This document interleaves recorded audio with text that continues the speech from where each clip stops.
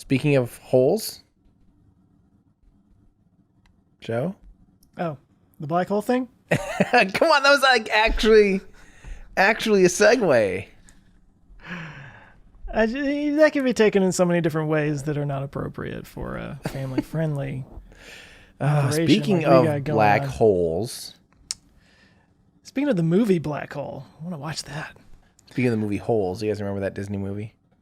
That has Shia LaBeouf, didn't it? Yes, it did.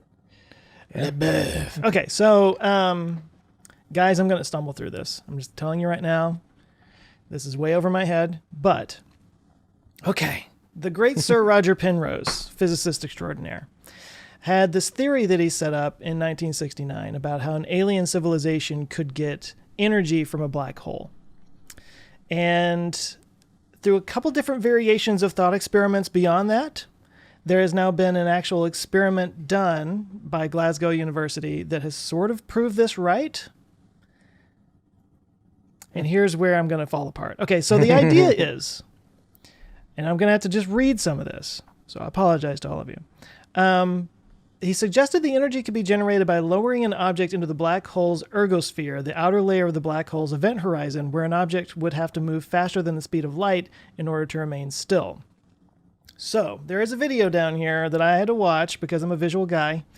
Let me turn off the sound on it because you don't want to hear that. But they kind of talk about, if I can find it here. Yeah. So like you can see the little thing coming down like this ball and they drop it into the event horizon. So half of it gets sucked into the black hole. And because of the way things are spinning so fast around a black hole and just the insane physics that are involved, when you lose mass, you gain energy. So that ball could be brought back up with more energy, and you're basically getting energy from a black hole.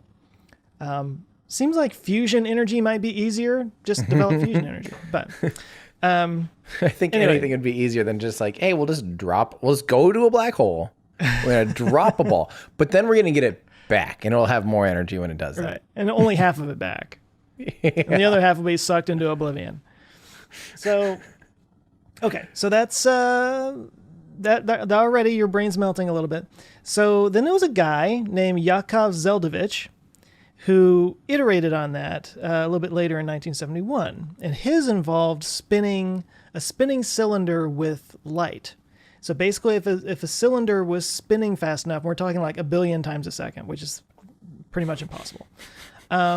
Then you would get the same effect as what you're seeing around the black hole, that the light would basically bounce off of it with more energy, and you could get more energy from it. So that was like sort of a test to Penrose's idea, but it's not much of a test if you can't do it, which is pretty much impossible. So they're kind of explaining that here, that if the cylinder is rotating fast enough, it basically starts to like bend space-time in a way that you get more energy out of it than you put into it.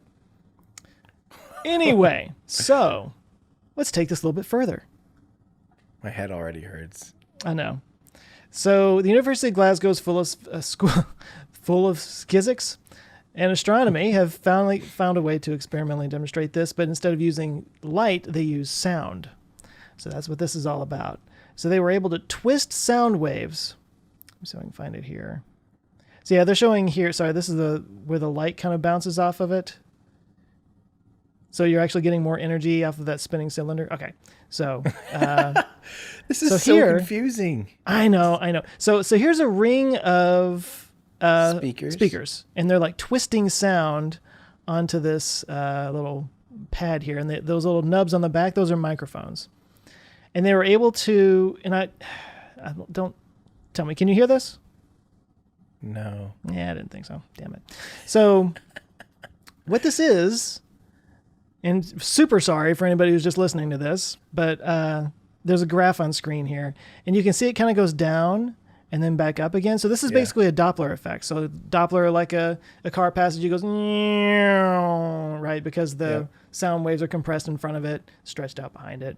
And they use that for the same, red-blue shift for stars to figure out where they're coming toward us and whatnot. But anyway, so with the Doppler effect in mind, that's basically what's going on here is because it's spinning so fast, the sound waves, that when it bounces off and it gets recorded off of that styrofoam thing, it goes down basically to 0 and then back up again past 1. So it comes out with more energy than it went in with, sound energy wise, anyway, or frequency. So it's an iteration of a thought experiment. Oh my God. You're welcome. But I definitely love that they're taking a thought experiment of light and turning it into using a sound, because it's basically, sound and light, you can kind of, just like sound, you can replicate on a way lower energy level, and lower speeds and stuff, on terrestrial speeds even, using sound waves versus light. But that is still way all over everything that I know about. Well, so you're probably asking, what the hell does this have to do with, anything? Well, nothing. But they were saying that, it's kind of one of these pure science things. You just mess around and you play with thought experiments and you test things and you find something out. And then next thing you know, hey, we can do something with this, right? Mm-hmm. And that's kind of what they're thinking here is they're thinking that this might be a new way of amplifying frequencies and electromagnetic waves. But also they were saying it might be able to amplify quantum fluctuations in tests. So that the problem with quantum fluctuations, obviously, they're really small and it's very hard to measure. But if you can amplify them through a method similar to this or something around this, then you could measure those things and maybe even be able to affect them and do interesting stuff with it. Oh, man. When do we get free energy? That's what I'm here for. I mean, I guess that's the idea. If it's spinning and you get more out of it than you put into it, it's like flubber.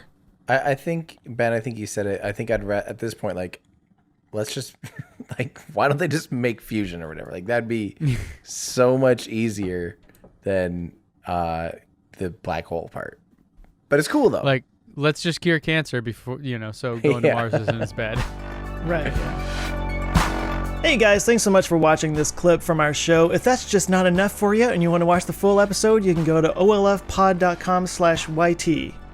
And if you want more from us, you can consider becoming a Patreon member. You'll get early access to episodes. You can join our awesome community. You can actually watch us record live and get your name in the credits by going to olfpod.com/Patreon.